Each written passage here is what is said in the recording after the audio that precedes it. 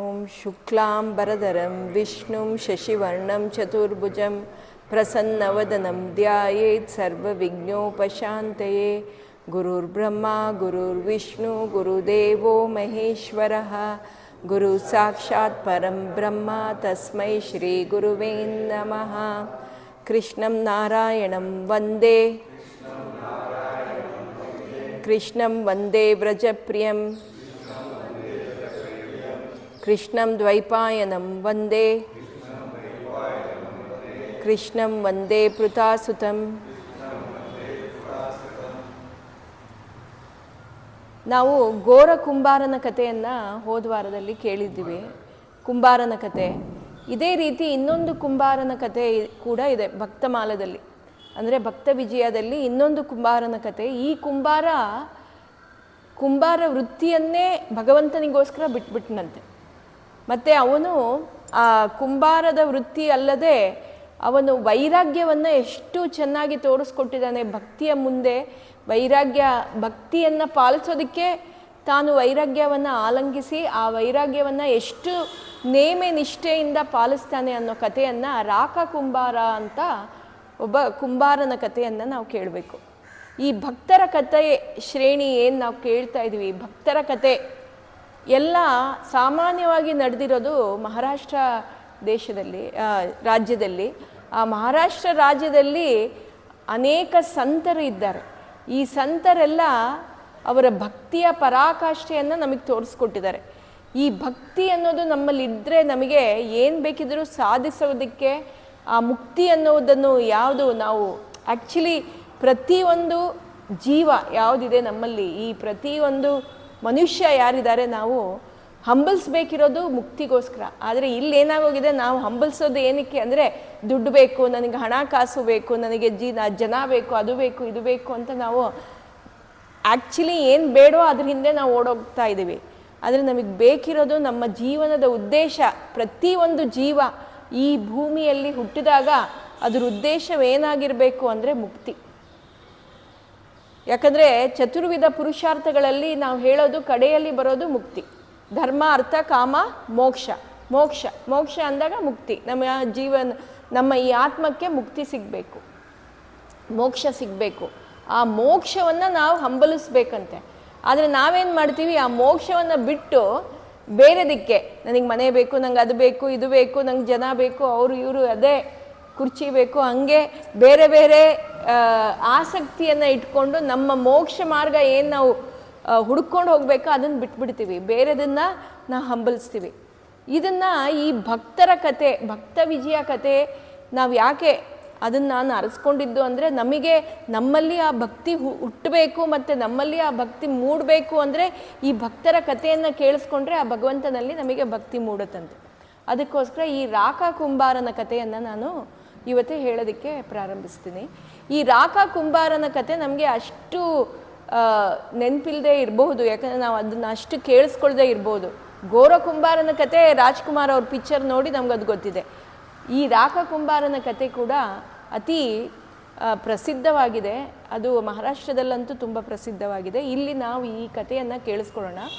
ರಾಕ ಕುಂಬಾರ ಅನ್ನೋನು ಒಬ್ಬ ಬ್ರಾಹ್ಮಣ ಜಾತಿಯಲ್ಲಿ ಹುಟ್ಟಿದವನು. ಮತ್ತು ಅವನ ಪತ್ನಿ ಬಂಕ ಅಂತ, ಕೆಲವು ಕಡೆ ಬಾಕ ಅಂತಾರೆ, ಬಂಕ ಅಂತ ಅವರ ಹೆಂಡತಿ. ಅವರಿಬ್ಬರು ದೇವರಲ್ಲಿ ಅತಿ ಭಕ್ತರು, ಇಬ್ಬರು ವಿಠ್ಠಲನ ಪರಮ ಸೇವಕರು. ಅವ್ರು ಏನೇ ಕೆಲಸ ಮಾಡ್ತಾಯಿದ್ರು ವಿಠ್ಠಲನ ನೆನೆಸ್ಕೊಂಡು ಮಾಡ್ತಾಯಿದ್ರಂತೆ.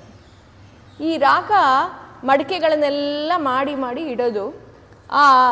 ಒಂದೇ ಸಲ ಒಂದು 50 ಮಡಿಕೆಗಳಾದ ಮೇಲೆ ಅದಕ್ಕೆ ಬೆಂಕಿ ಹಾಕೋದು. ಮಡಿಕೆ ಮಾಡಿದಾಗ ಬೆಂಕಿ ಹಾಕಿ ಅದನ್ನು ಬೇಕ್ ಮಾಡ್ತಾರೆ, ಅದು ಚೆನ್ನಾಗಿ ಗಟ್ಟಿ ಆಗೋದಕ್ಕೆ. ಅವನೇನು ಮಾಡಿದ್ನಂತೆ, ಒಂದು ಸಲ ಮಡಿಕೆಗಳನ್ನೆಲ್ಲ ಮಾಡಿ ಇಟ್ಟಿದ್ದ.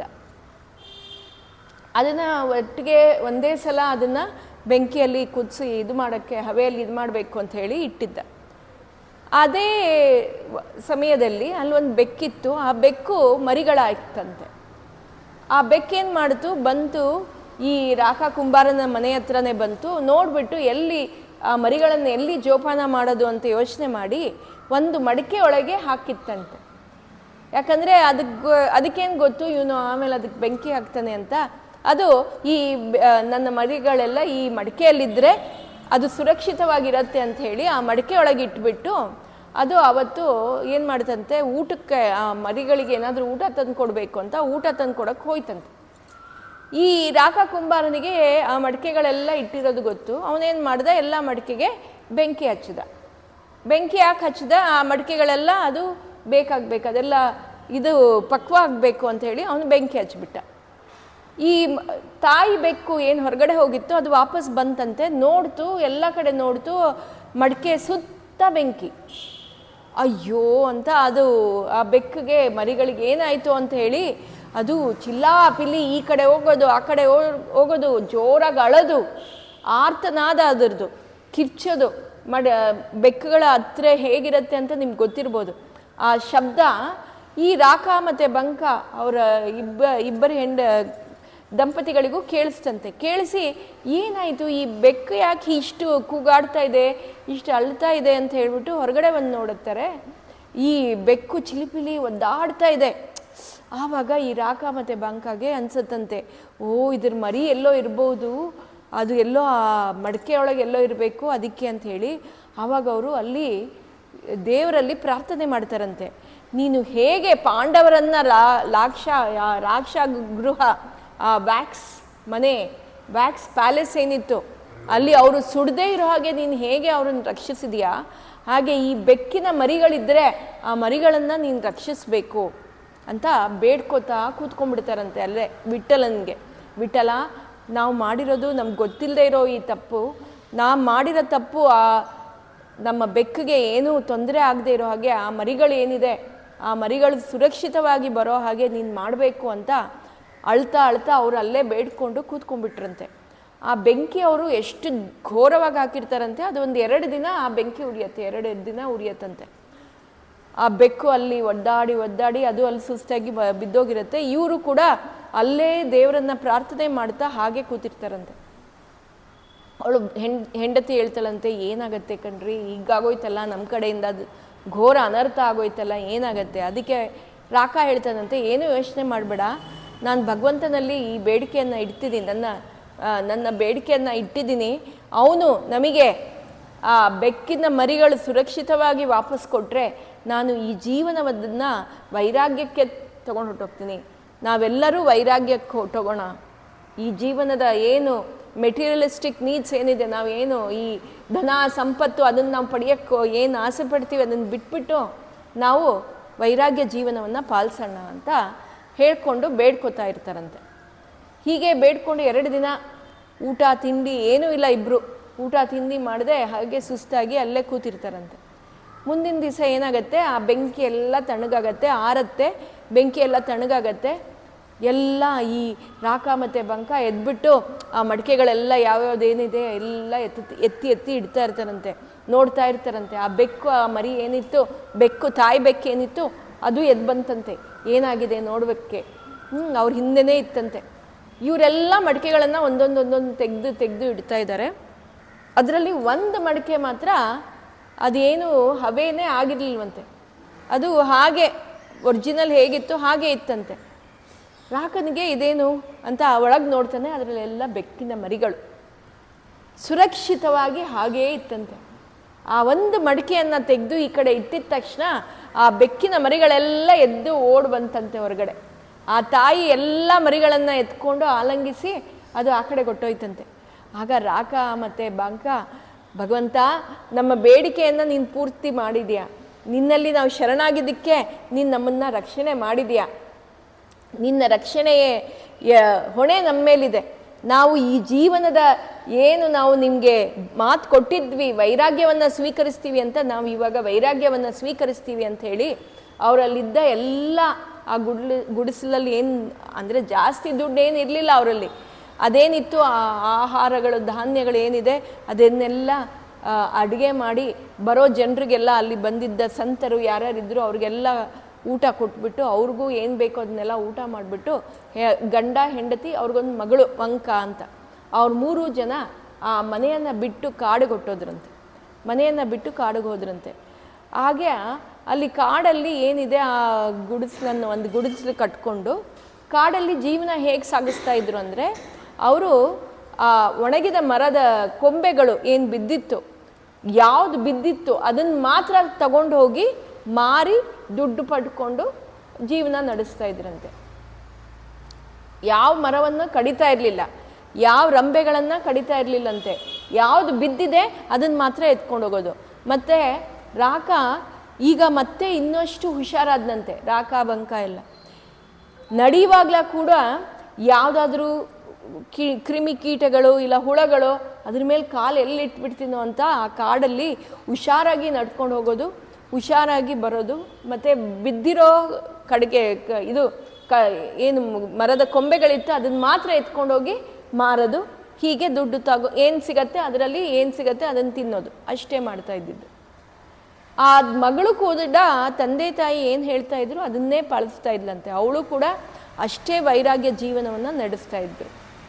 ಒಂದು ದಿವಸ ಮಗಳಿಗೆ ಬಟ್ಟೆ ಎಲ್ಲ ಕೊಟ್ಟು ಮಗಳು ಏನು ಮಾಡಿದ್ಲು, ಬಟ್ಟೆ ಎಲ್ಲ ತೊಗೊಂಡೋಗಿ ನದಿಗೆ ಹೋಗಿ ಒಕ್ಕೊಂಡು ಬರ್ತೀನಿ ಅಂತ ಹೋದ್ಲಂತೆ.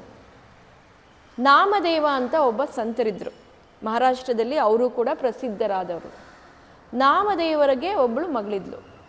ಆ ಮಗಳು ಕೂಡ ಅವಳ ಮನೆಯ ಬಟ್ಟೆಯನ್ನು ತಗೊಂಡು ನದಿಗೆ ಬಂದಿದ್ಲಂತೆ. ಈ ಕಡೆ ರಾಕ ಅನ್ನೋ ಕುಂಬಾರ ಭಕ್ತ, ಅವನು ಕೂಡ ಪಂಡರೀನಾಥನ ಭಕ್ತ, ಅವನು ಕೂಡ ಅವನ ಮಗಳು ಕೂಡ ನದಿಗೆ ಬಂದಳು. ನಾಮದೇವನ ಮಗಳು ಕೂಡ ನದಿಗೆ ಬಂದಳು. ಇಬ್ಬರು ಬಂದರು. ಇಬ್ಬರು ಬಟ್ಟೆಯನ್ನು ಒಗಿತಾ ಇದ್ರು, ಪಕ್ಕ ಪಕ್ಕನೇ ನಿಂತಿದ್ರಂತೆ. ಈ ನಾಮದೇವನ ಮಗಳು ಏನಿದ್ದಾಳೆ ಅವಳು ಜೋರಾಗಿ ಒಗಿತಾ ಇದ್ಲಂತೆ. ಜೋರಾಗಿ, ಎಷ್ಟು ಜೋರು ಅಂದರೆ ಅಕ್ಕಪಕ್ಕ ಇರೋರಿಗೆಲ್ಲ ಹಾರದಂತೆ ನೀರು, ಮತ್ತು ಎಲ್ಲರಿಗೂ ಒಂಥರ ಕಷ್ಟ ಆಗ್ತಾ ಇತ್ತಂತೆ. ಅದಕ್ಕೆ ಈ ವಂಕ ಅನ್ನೋಳು ರಾಕನ ಮಗಳು ಏನು ಹೇಳ್ತಾಳೆ, ನೋಡಮ್ಮ ನೀನು ಸ್ವಲ್ಪ ಮೆತ್ತಿಗೆ ಬಟ್ಟೆ ಹೋಗಿ, ನಾವೆಲ್ಲ ಇಲ್ಲೇ ನಿಂತಿದ್ದೀವಿ, ನಮ್ಮ ಮೇಲೆಲ್ಲ ಹಾರ್ತಾ ಇದೆ, ನಮಗೆಲ್ಲ ಅಶುದ್ಧವಾಗ್ತಾ ಇದೆ, ಈ ರೀತಿ ಮಾಡಬೇಡ ಅಂತ ಅವಳು ಹೇಳಿದ್ಲಂತೆ. ಈ ನಾಮದೇವಳ ಮಗಳಿಗೆ ಅಹಂಕಾರ ಇತ್ತಂತೆ ಸ್ವಲ್ಪ. ಅವಳೇನು ಮಾಡಿದ್ಲಂತೆ, ಏನು ವಂಕ, ನೀನು ಯಾರ ಮಗಳು ನೀನು? ಒಂದು ಕುಂಬಾರ ಅವನೇನು ನಾನು ವೈರಾಗ್ಯ ಜೀವನ ಅಂತ ಅಂದ್ಕೊಂಡು ಕಾಡಿಗೆ ಹೋಗ್ಬಿಟ್ಟು ಕಟ್ಕೆ ಎಲ್ಲ ಮಾರ್ಕೊಂಡು ಆರಾಮಾಗಿ ಜೀವನ ನಡೆಸ್ತಾ ಇದ್ದೀರಾ. ವೈರಾಗ್ಯ ಅಂಥೇಳಿ ಆರಾಮಾಗಿ ನಿಮ್ಗೆ ಏನು ಬೇಕೋ ಹಂಗೆ ಜೀವನ ನಡೆಸ್ತಾ ಇದ್ದೀರಾ. ನೀವೇನು ಮಹಾ ಅಂದ್ಕೊಂಡ್ಬಿಟ್ಟಿದ್ದೀರಾ. ನಿನ್ನ ಕಷ್ಟ ಆದರೆ ದೂರ ಆ ಕಡೆ ಎಲ್ಲಾದರೂ ಹೋಗು, ನಾನು ಒಗೆಯೋದೇ ಹೀಗೆ ಅಂತ ಹೇಳಿದ್ಲಂತೆ. ಈ ವಂಕ ಇಬ್ಬರು ಚಿಕ್ಕ ಹುಡುಗಿರೆ, ಇಬ್ರಿಗೂ ವಂಕಗೂ ಸಿಟ್ಟು ಬಂತು. ನೀನೇನು ಮಹಾ, ನೀನು ನಾಮದೇವ ಅಂತ ಇರೋ ಒಬ್ಬ ಸಂತನ ಮಗಳು. ಆ ನಾಮದೇವ ಏನು ಮಾಡ್ತಾನೆ, ಹೋಗ್ತಾನೆ ವಿಠ್ಠಲನ ಕೃಷ್ಣನ ಎದುರಿಗೆ ತಲೆಯನ್ನು ಚೆಚ್ಕೋತಾನೆ, ಬಂದು ನಿನ್ನನ್ನು ಆಹಾರ ಸ್ವೀಕರಿಸು, ಹಾಗೆ ಹಿಂಗೆ ಅಂತ ಜೋರು ಮಾಡಿಬಿಟ್ಟು ಕೃಷ್ಣನನ್ನು ಕರಿತಾನೆ. ಅವನೇನು ಮಹಾಭಕ್ತ, ನಮ್ಮ ತಂದೆ ವೈರಾಗ್ಯದ ಜೀವನವನ್ನು ನಡೆಸ್ತಾ ಇದ್ದಾರೆ ಅಂತ. ಈ ಮಾತನ್ನು ಕೇಳಿ ನಾಮದೇವನ ಮಗಳಿಗೆ ಕೋಪ ಬರುತ್ತಂತೆ. ಏನು ನಿಮ್ಮ ತಂದೆ ಏನು ವೈರಾಗ್ಯ, ಎಲ್ಲ ಆರಾಮಾಗೆ ಜೀವನ ನಡೆಸ್ತಾ ಇದ್ದೀರಾ ಅಂತ ಇಬ್ಬರು ಜಗಳ ಆಡ್ಕೊಂಡು ವಾಪಸ್ ಹೋಗ್ತಾರೆ.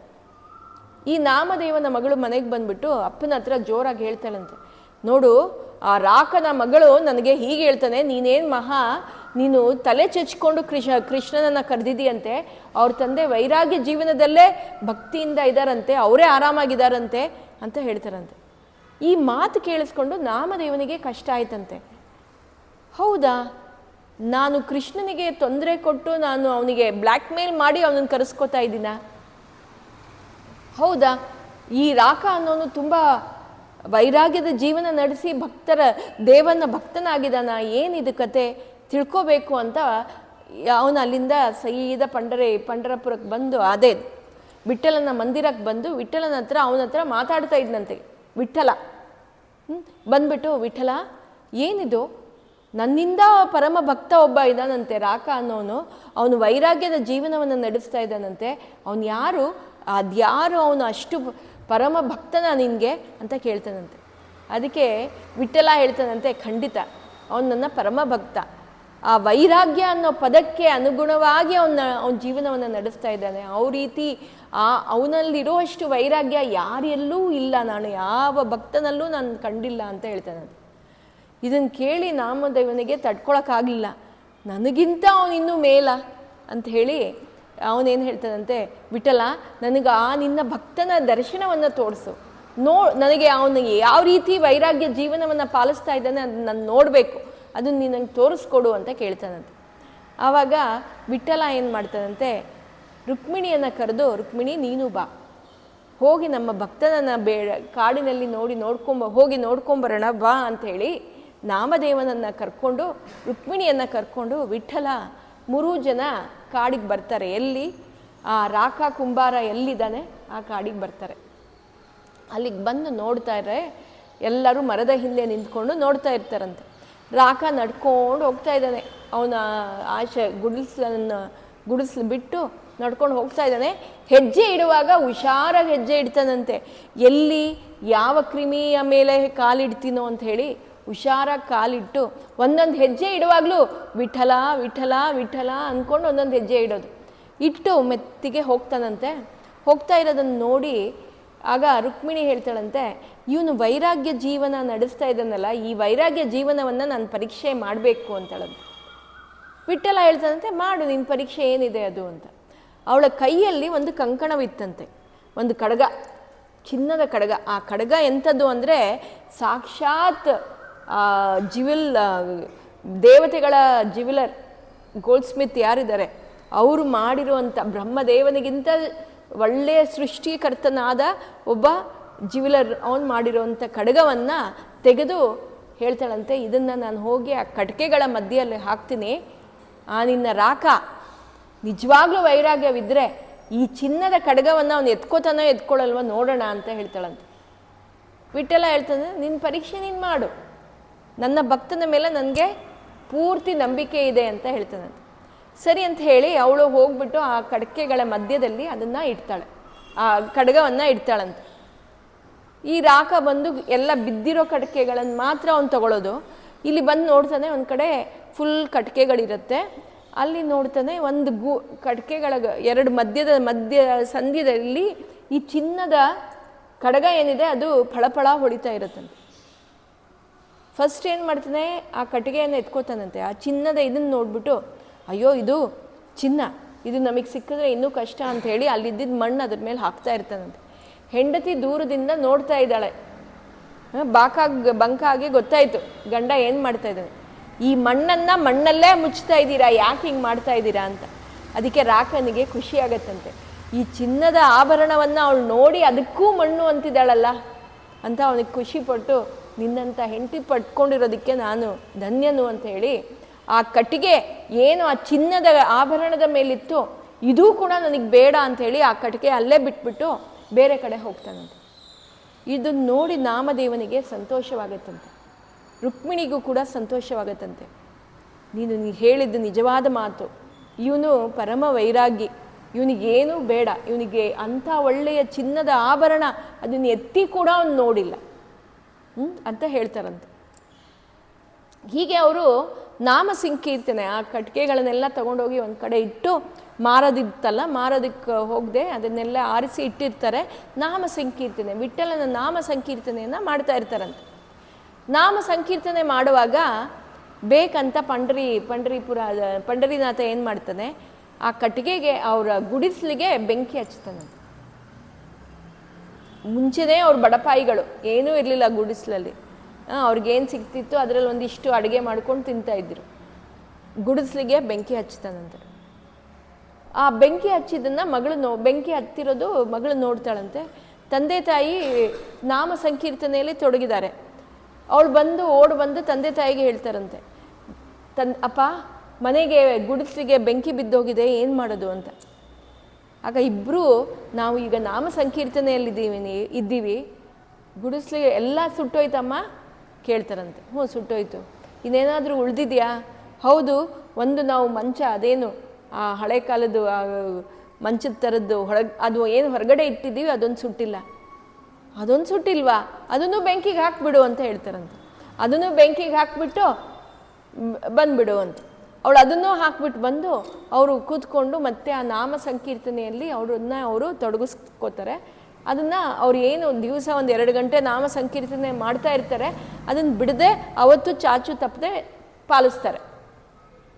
ಪಾಲಿಸ್ಬಿಟ್ಟು ಅವತ್ತು ರಾತ್ರಿ ಅವ್ರಿಗೇನು ಊಟ ಆಹಾರ ಇಲ್ಲ, ಅಲ್ಲೇ ಗಿಡ ಮರಗಳಲ್ಲಿ ಏನು ಹಣ್ಣು ಬೆಳೆದಿದೆ ಅದನ್ನು ತಿಂತಾರೆ. ಒಂದು ಮರದ ಕೆಳಗಡೆ ಅಲ್ಲೇ ಮಲಗ್ತಾರಂತೆ. ಇದನ್ನು ನೋಡಿ ನಾಮದೇವನಿಗೆ ಮತ್ತು ಆ ರುಕ್ಮಿಣಿಗೆ ಸಂತೋಷವಾಗುತ್ತಂತೆ.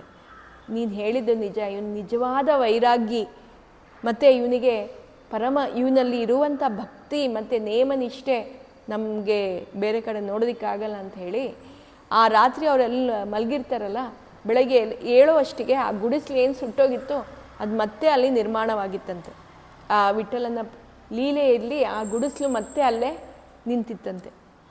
ಆಗ ಇವರಿಬ್ರಿಗೂ ಏನು ಪರಮಾಶ್ಚರ್ಯ, ಹೇಗೆ ಈ ಗುಡಿಸ್ಲು ಮತ್ತೆ ಬಂತು ಅಂತ ಈ ಕಡೆ ಆ ಕಡೆ ನೋಡ್ತಾ ಇರ್ತಾರೆ. ಮುಂದಗಡೆ ಸಾಕ್ಷಾತ್ ಪರಮಾತ್ಮ ಪಂಡರೀನಾಥ ಬಂದಲ್ಲಿ ನಿಂತಿದ್ದಾನಂತೆ. ಅವನು ಮತ್ತು ರುಕ್ಮಿಣಿ ದೇವಿ ಬಂದು ನಿಂತಿದ್ದಾರೆ, ನಾಮದೇವ ಕೂಡ ಜೊತೆಲಿದ್ದಾರೆ. ಅದನ್ನು ನೋಡಿಬಿಟ್ಟು ಆ ರಾಕ ಮತ್ತು ಬಾಂಕ ಬಂದ್ಬಿಟ್ಟು ಅವರ ಕಾಲನ್ನು ಹಿಡಿತಾರಂತೆ. ವಿಠಲನ ಪಾದವನ್ನು ಹಿಡಿದು, ಭಗವಂತ, ನನ್ನ ಈ ಸಾಮಾನ್ಯ ಭಕ್ತ, ನನಗೆ ಒಂದು ಮಂತ್ರ ಗೊತ್ತಿಲ್ಲ, ಒಂದು ಜಪ ಗೊತ್ತಿಲ್ಲ, ಏನೂ ಗೊತ್ತಿಲ್ಲ, ನಿನ್ನ ನಾಮದ ಸ್ಮರಣೆ, ನಿನ್ನ ನಾಮ ಸಂಕೀರ್ತನೆ ಅಷ್ಟೇ ನನಗೆ ಗೊತ್ತಿರೋ ಅಂಥದ್ದು. ಅಂತಹ ಭಕ್ತನಲ್ಲಿ ನೀನು ಮೆಚ್ಚಿ ಬಂದು ನನಗೆ ನಿನ್ನ ದರ್ಶನವನ್ನು ಕೊಟ್ಟಿದೆಯಲ್ಲ, ನಾನು ಧನ್ಯನಾದೆ ಅಂತ ಹೇಳಿ ಅವನ ಪಾದವನ್ನು ಹಿಡ್ಕೋತಾರಂತೆ. ಆಗ ನಾಮದೇವ ನೋಡ್ಬಿಟ್ಟು, ನೋಡು, ನಿನ್ನಂಥ ಭಕ್ತ ನಾನೆಲ್ಲೂ ನೋಡಿಲ್ಲ, ನಾನೂ ಭಕ್ತನೇ, ಆದರೆ ನನ್ನಲ್ಲಿ ಇರುವಂಥ ಭಕ್ತಿಗಿಂತ ನಿನ್ನ ಭಕ್ತಿ ಶ್ರೇಷ್ಠ ಅಂತ ಹೇಳ್ತಾನಂತೆ. ಆಗ ರಾಕ ಹೇಳ್ತಾನಂತೆ, ಇದು ದೊಡ್ಡ ಮಾತು, ನೀವೇ ನಿಜವಾದ ಭಕ್ತರು, ನಾನೇನೂ ಇಲ್ಲ ಅಂತೆಲ್ಲ ಒಬ್ರಿಗೊಬ್ರು ಅವರವರೇ ಪ್ರಶಂಸೆ ಮಾಡ್ಕೋತಾರಂತೆ. ಆಗ ವಿಠಲ ಅಲ್ಲಿದ್ದವನು, ನೀವಿಬ್ಬರೂ ನನ್ನ ಪರಮ ಭಕ್ತರೇ, ಇಬ್ಬರಲ್ಲೂ ವೈರಾಗ್ಯ ಜೀವನದ ಏನು ಪಾಲಿಸ್ಬೇಕೋ ಆ ವೈರಾಗ್ಯ ಜೀವನವನ್ನು ನೀವಿಬ್ಬರೂ ಪಾಲಿಸ್ತಾ ಇದ್ದೀರಾ. ಆದರೆ ಇಲ್ಲಿ ನೀವು ತಿಳ್ಕೊಬೇಕಿರೋದು ಏನಂದರೆ, ಭಕ್ತಿ ಅನ್ನೋದೊಂದೇ ಶ್ರೇಷ್ಠ. ಯಾವಾಗ ನಿಮ್ಮಲ್ಲಿ ಬರೀ ಭಕ್ತಿ ಒಂದೇ ಮಾಡಬಾರ್ದು, ಭಾವನೆಯಿಂದ ಭಕ್ತಿ ಮಾಡಬೇಕು, ಭಾವ ಇರಬೇಕು. ಭಕ್ತಿ ಭಾವ ಅಂತ ನಾವು ಆಡು ಭಾಷೆಯಲ್ಲಿ ಹೇಳುವಾಗ ಹೇಳ್ತೀವಿ. ಆ ಭಕ್ತಿ ಭಾವ ಅಂದರೆ ಏನು? ಇಲ್ಲಿ ನಮಗೆ ತಿಳ್ಕೊಬೇಕಿರುವಂಥ ಒಂದು ಪಾಠವೇನು ಅಂದರೆ, ಪ್ರತಿಯೊಂದು ವಸ್ತುವಲ್ಲೂ ಭಗವಂತ ಇದ್ದಾನೆ ಅಂತ ರಾಕ ನಂಬಿದ್ದ. ಪ್ರತಿಯೊಂದು ವಸ್ತುವಲ್ಲೂ ಭಗವಂತ ಇದ್ದಾನೆ, ಪ್ರತಿಯೊಂದು ನಡೆಯೋದು ಆ ಭಗವಂತನ ಪ್ರೇರಣೆಯಿಂದ ಅಂತ ಅವನು ನಂಬಿದ್ದ. ಆ ರೀತಿ ನಾವು ಕೂಡ ನಮ್ಮ ಜೀವನದಲ್ಲಿ ಏನೇ ನಡೀತಾ ಇದ್ರಿ, ಏನೇ ಮಾತಾಡ್ತಾ ಇರಲಿ, ಎಲ್ಲ ಭಗವಂತನ ಲೀಲೆ ಅಂತ ಭಗವಂತನಿಗೆ ಬಿಟ್ಟು ನಾವು ನಮ್ಮ ಜೀವನವನ್ನು ಆದಷ್ಟು, ವೈರಾಗ್ಯದ ಜೀವನ ನಮ್ಗೆ ಪಾಲಿಸೋಕ್ಕಾಗಲ್ಲ, ಅಟ್ಲೀಸ್ಟ್ ಸ್ವಲ್ಪ ಡಿಟ್ಯಾಚ್ಮೆಂಟ್ಸ್ ಬರಬೇಕು. ಯಾಕಂದರೆ ಡಿಟ್ಯಾಚ್ಮೆಂಟ್ ಯಾವಾಗ ಬರುತ್ತೆ, ಆವಾಗ ನಮಗೆ ಸಾವು ಅನ್ನೋದಕ್ಕೆ ಇರೋದಿಲ್ವಂತೆ. ಯಾಕೆ ನಮಗೆ ಸಾವು ಅಂದರೆ ಭಯ? ಯಾಕಂದರೆ ನಮಗೆ ಅಟ್ಯಾಚ್ಮೆಂಟ್ಸ್ ಜಾಸ್ತಿ. ಯಾವಾಗ ಮೆಟೀರಿಯಲಿಸ್ಟಿಕ್ ಅಟ್ಯಾಚ್ಮೆಂಟ್ಸ್ ಜಾಸ್ತಿ ಆಗುತ್ತೆ, ಆವಾಗ ಸಾವು ಅನ್ನೋದಕ್ಕೆ ಭಯ. ಅದೇ ಒಂದು ಸಂತ ಅಂಥವ್ರ ಹತ್ರ ಹೋಗಿ ಸಾವು ಅಂದರೆ ಅವರೇ ಅವರ ಪ್ರಾಣವನ್ನು ತ್ಯಾಗ ಮಾಡೋದಕ್ಕೂ ಅವ್ರು ಸಿದ್ಧವಿರ್ತಾರೆ. ಯಾಕಂದರೆ ಅವರಿಗೆ ಅಟ್ಯಾಚ್ಮೆಂಟ್ಸ್ ಇರಲ್ಲ, ಅವರೆಲ್ಲ ಟೋಟಲಿ ಡಿಟ್ಯಾಚ್ಡ್ ಆಗಿರುತ್ತಾರೆ.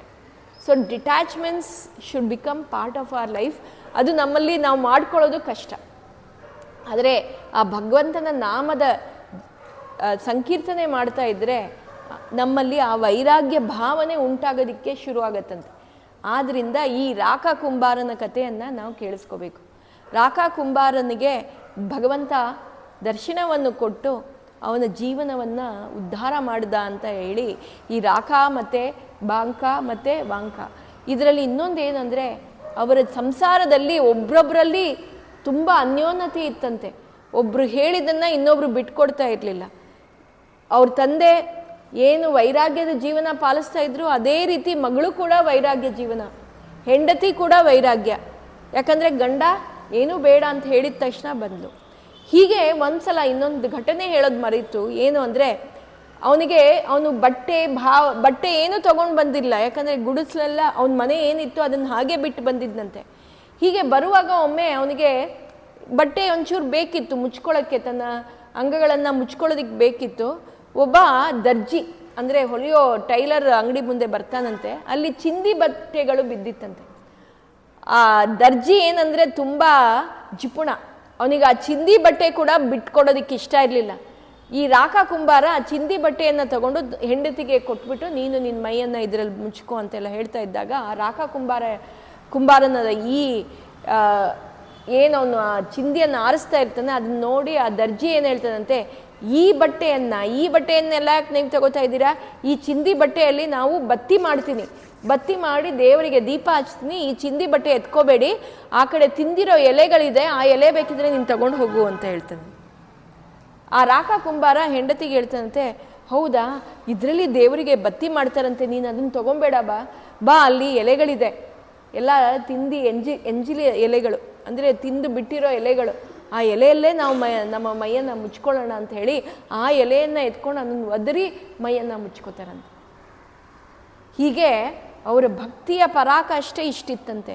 ವೈರಾಗ್ಯ ಅಂದರೆ ಟೋಟಲ್ ವೈರಾಗ್ಯ, ಒಂದು ಚಿಂದಿ ಬಟ್ಟೆಯನ್ನು ಕೂಡ ಬಿಟ್ಟಿರೋವಂಥದ್ದು. ಅಲ್ಲಿ ಏನು ಅವರು ಅಲ್ಲಿ ಚರ್ಚೆ ಮಾಡಿಲ್ಲ, ಈ ಚಿಂದಿ ಬಟ್ಟೆಯಲ್ಲಿ ನೀನೇನು ಮಾಡ್ತೀಯ ಅಂತ ಹೇಳಿ. ಹೀಗೆ ವೈರಾಗ್ಯದ ಜೀವನವನ್ನು ಪಾಲಿಸಬೇಕು ಅಂತ ಹೇಳ್ತಾರೆ. ಆದರೆ ಸಂಸಾರದ ಜೀವನದಲ್ಲಿದ್ದಾಗ ಅದು ಕಷ್ಟ, ಆದಷ್ಟು ನಾವು ಅದನ್ನು ಪಾಲಿಸಬೇಕು. ಮತ್ತು ಭಕ್ತಿ ಒಂದು ಮುಖ್ಯವಾದ ಅಂಗ. ಸೊ ನಾವೆಲ್ಲ ಆ ಭಕ್ತಿ ಭಾವವನ್ನು ಅಳವಡಿಸ್ಕೋಬೇಕು. ಅಂದರೆ ಭಗವಂತ ಇದ್ದಾನೆ, ಎಲ್ಲೆಲ್ಲೂ ಇದ್ದಾನೆ, ಯಾರಲ್ಲೂ ಇದ್ದಾನೆ, ನಮ್ಮಲ್ಲೇ ಅಲ್ಲ, ಯಾವುದೇ ವಸ್ತುವನ್ನು ನೋಡಿದ್ರೂ ಭಗವಂತ ಇದ್ದಾನೆ. ಚಿಕ್ಕವರಿದ್ದಾಗೆಲ್ಲ ನಮ್ಗೆ ದೊಡ್ಡವರು ಹೇಳಿದ್ದಾರೆ, ಎಲ್ಲೆಲ್ಲೂ ದೇವರಿದ್ದಾನೆ ಅಂತ ನಮಗೆಲ್ಲ ಹೇಳಿರ್ತಾರೆ. ಅದನ್ನು ನಾವು ಭಾವಿಸ್ಬೇಕು, ಇದ್ದಾನೆ ಅಂತ ಅದನ್ನು ಭಾವಿಸ್ಬೇಕು, ಆಗ ಅವನು ಸಾಕ್ಷಾತ್ಕಾರವಾಗತ್ತೆ ಅಂತ ಹೇಳಿ ಈ ರಾಕ ಬಾಂಕ ವಂಕ ಕುಂಬಾರರ ಕಥೆಯನ್ನು ನಾನು ಇಲ್ಲಿ ಮುಗಿಸ್ತೀನಿ. ಮುಂದಿನ ವಾರದಲ್ಲಿ ನಾನು ಹೇಳೋವಂಥದ್ದು ಕತೆ ನಮಗೆಲ್ಲ ಗೊತ್ತಿರಲೇಬೇಕು.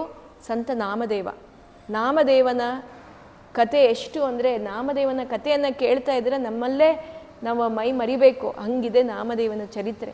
ಆ ನಾಮದೇವನ ಚರಿತ್ರೆಯನ್ನು ಭಕ್ತ ವಿಜಯ ಸರಣಿಯಲ್ಲಿ ಮುಂದಿನ ವಾರದಲ್ಲಿ ನಾವು ಕೇಳಿಸ್ಕೊಳ್ಳೋಣ. ಇವತ್ತಿನ ಕಥೆಯಲ್ಲಿ ಹರೇ ಹರೇ ಮೇ ಹರ ಪಾತಕಾನಿ, ಹರೇ ಹರೇ ಮೇ ಕುರು ಮಂಗಳಾನಿ, ಹರೇ ಹರೇ ಮೇ ತವ ದೇಹಿ ದಾಸ್ಯಂ, ಹರೇ ಹರೇ ಮೇ ತವ ಭಕ್ತಿರಸ್ತು. ಹರೆಯೇ ನಮಃ, ಹರೆಯೇ ನಮಃ.